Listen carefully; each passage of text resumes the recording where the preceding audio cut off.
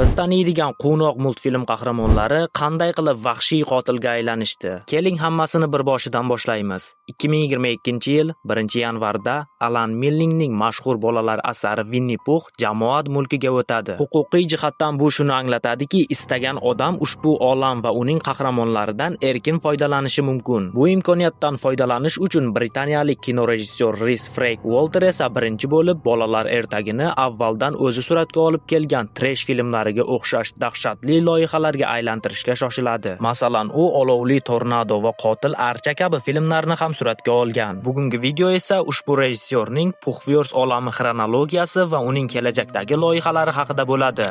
Winnie Pooh qon va asal 2023-yil. Dastlabki g'oya bolalikdan tanish bo'lgan qahramonlarni qonxo'r qotillarga aylantirish edi. Film katta ekranlarga chiqishi rejalashtirilmagan, oddiy trash bo'lishi kerak edi. Ammo konsepsiya internet foydalanuvchilarining e'tiborini tortdi. Hamma qanday film bo'lishini tushunsa ham baribir tomosha qilishga tayyor edi. Natijada film kinoteatrlarda namoyish etildi va kutilganidek juda yomon bo'lsa ham daromadi nihoyatda katta bo'ldi. O'zingiz o'ylab ko'ring, $50 million byudjet bilan film 150 barobar ko'p, ya'ni taxminan $7.7 million kassa to'plagan. Shu tariqa u kino tarixidagi eng omadli kam byudjetli filmlardan biriga aylandi. Bu yerda reklamaning katta qismini internetning o'zi ta'minladi. Filmning o'ziga keladigan bo'lsak, bu juda sust va qiziqarsiz trash. Yosh Kristofer Robin ulg'aygach kollejga kiradi va o'z do'stlarini o'rmonda tashlab ketadi. U yillar davomida ularni boqib kelgan. Shu sababli ular o'zlari ovqat topishni unutishgan. Kristofer ketgach ular eshakni yeb qo'yishadi, odamlardan nafratlanib qolishadi va boshqa hech qachon inson tilida gapirmaslikka qasam ichishadi. Filmda asosan Winnie Pooh va cho'chqa ko'rinadi. Arzon niqoblar, zaif syujet, hamma joy qorong'u. Qahramonlarning harakati esa mutlaqo mantiqsiz. Ammo filmning kelib chiqish tarixi uning o'zidan anchagina qiziqroq. Moliyali muvaffaqiyat boshqa studiyalarni ham mualliflik huquqi erkinligidan mashhur qahramonlardan foydalanishga undadi. Shunday qilib turli xil parodiya filmlar ham ko'payib ketdi. Shunda Walter Scott Chambers bilan birgalikda yana bir g'oya o'ylab topdi. Shunchaki davomiy film emas, balki barcha yovuz ertak qahramonlarini oxir-oqibat bir filmda uchrashtiradigan yagona kino olamni keltirib chiqarish. Winnie Pooh qon va asal 2.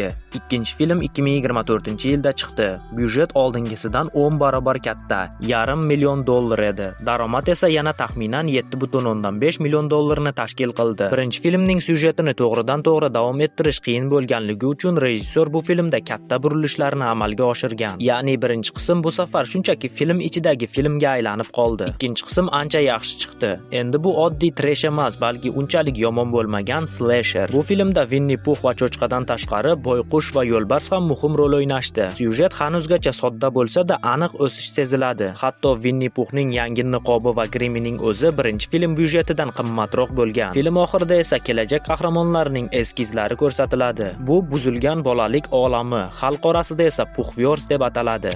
Peter Pan Netlandiyadagi dahshat. 2025-yilda ushbu kino olamning 3-filmi chiqdi. U atiga $1.2 million kassa to'play oldi. Sababi oddiy, bolalik qahramonlarining dahshat janriga aylantiruvchi filmlar haddan tashqari ko'payib ketganligi. Winnie Pooh birinchi bo'lganligi uchun qiziqish uyg'ota olgan, ammo Peter Pan shunday filmlar fonida ajralib tura olmadi. Film slasher emas, balki thriller. Unda o'zini Peter Pan deb hisoblaydigan odam bolalarni o'g'irlab, ularni Netlandiyaga olib ketaman deb ishonadi. Thriller g'oyasi yomon ochilmagan, ammo ko'plab filmlardagidek politsiya nega bunday jinoyatlarni to'xtatmayotganligi tushunarsiz. Rejissyor Netlandiya haqiqiy joy ekanini va ehtimol ikkinchi filmda ochib berilishini aytgan edi. Bu esa konsepsiyani biroz zaiflashtirdi.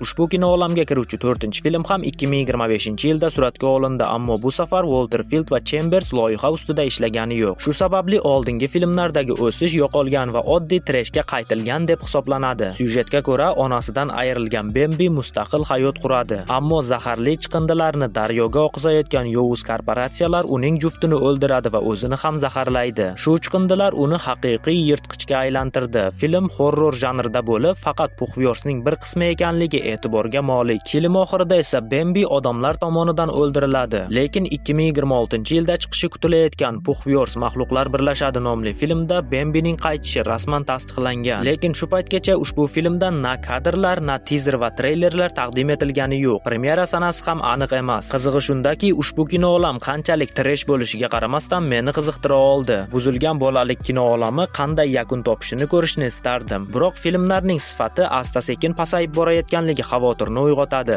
Rejalarga ko'ra ushbu kino olamga kiruvchi Pinokio, Puxviyors Maxluqlar birlashadi va Winnie Pux Qon va asal 3 filmi bizni kutib turibdi. Shuningdek, uyqudagi go'zal, Oppo'g'oy, Mary Poppins kabi qahramonlar ham qo'shilishi mumkin. Bu katta rejalar albatta. Winnie Pux shuni ko'rsatdiki, mualliflik huquqlari erkinlashsa, ba'zi ijodkorlar sevimli bolalik qahramonlarini butunlay boshqacha talqinda tasvirlashlari mumkin. Ammo ushbu trend asta-sekin so'nmoqda va faqatgina sodiq ishqibozlarigina bu yo'nalishni davom ettirish ehtimoli bor. Yuqorida sanab o'tgan filmlarim bu butun boshli Puxviyors olamining xronologiyasi edi. Video oxirida esa bitta savol bermoqchiman. Winnie Pux yoki Bambi qaysi biri kuchliroq deb o'ylaysiz? Albatta javobingizni kommentariyada yozib qoldiring. Video yoqqan bo'lsa albatta like bosib, kanalga ham obuna bo'lib qo'ying. Keyingi videolarda ko'rishguncha sog' bo'ling, salomat bo'ling. Xayr.